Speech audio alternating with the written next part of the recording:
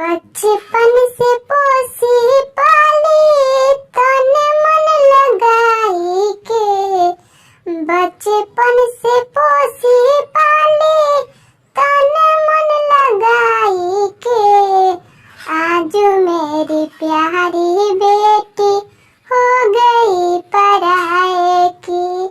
आज मेरी प्यारी बेटी हो गई पराए की। कोठावा पर मम्मी रोवे टीकावा पहनाई के। कोठावा पर मम्मी रोवे टीकावा पहनाई के।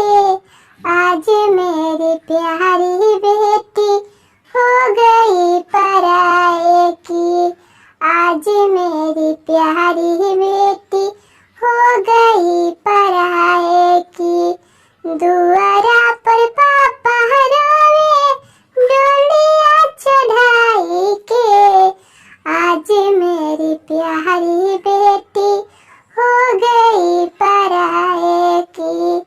आज मेरी प्यारी बेटी हो गई पराए की।